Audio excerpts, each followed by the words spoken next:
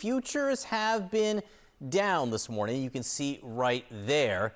This as President Trump keeps on talking about tariffs being imposed on April 2nd.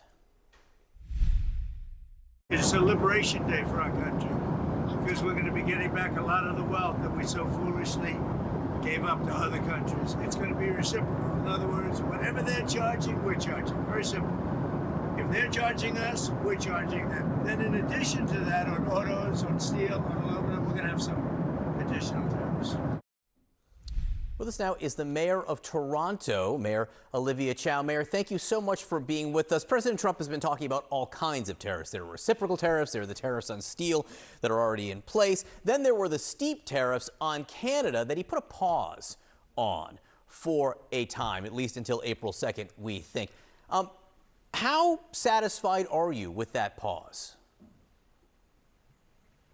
Well, it's a liberation from affordable living because, hey, a tariff on steel and aluminum means your housing cost is going to be higher. It's going to cost more to build housing in America.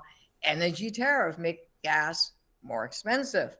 And guess what? A tariff on produce, grains makes food more expensive. So higher costs for housing, gas, groceries. I don't think that's what American wants. They don't want a senseless, hurtful trade war to your closest allies. We are friends. We have an economic partnership that is the envy of the world. We bought like $500 billion worth of U.S. good every year. This is more than China, Japan, France, UK combined. So why do you want to hurt your biggest customers that are giving you all this money every year buying American goods?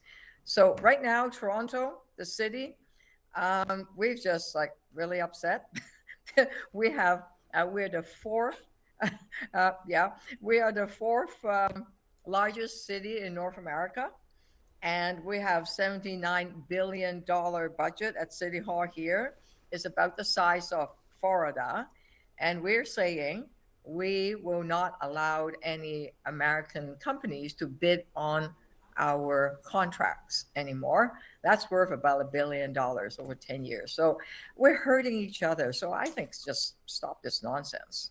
So you're going forward with that Buy Canadian initiative, even though President Trump hit pause on the tariffs on Canada? Well, he didn't, because he's gone ahead with the tariff on energy, tariff on steel and aluminum and lumber. He has gone ahead with a whole host of things. And when asked whether he's going to back down, he said, nope, we're going to go ahead on April 2nd. So who knows what he's doing? Look, my brother is an American since the 70s. He lives in Seattle. He was in New York before. And this trade war makes no sense. We are value friends. We are allies. Don't hurt us. There's no reason to. So on Bloomberg over the weekend, Canadian businessman David Rosenberg said that, quote, Canadians are braced for very tough times ahead. How much pain, given everything that's happened and all the recriminations largely flowing one way from the United States to Canada, how much pain do you think now the Canadians are willing to endure?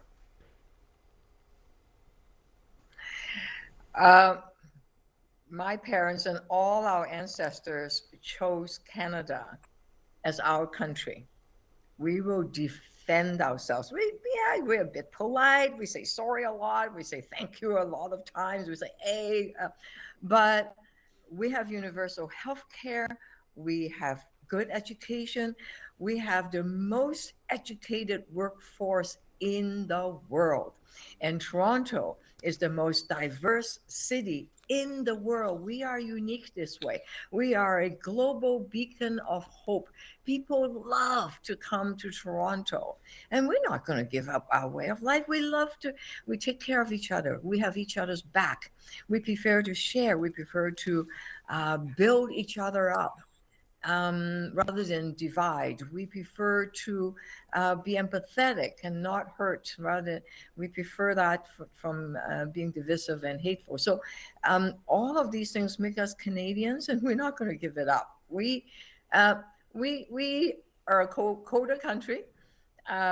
We know how we're very resilient, we're very united, and we are strong.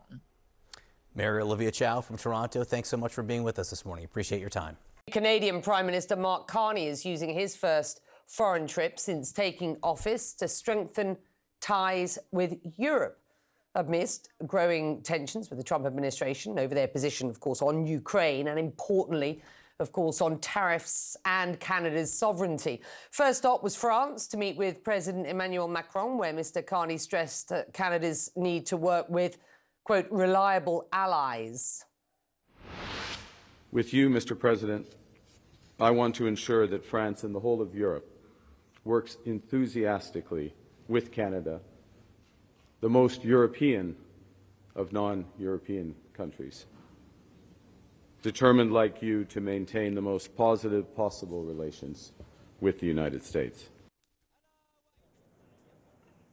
Well, there are no plans yet for Canada's leader to visit Washington, and one Canadian international relations expert tells CNN that may be for the best because President Trump could use the encounter to belittle his guest.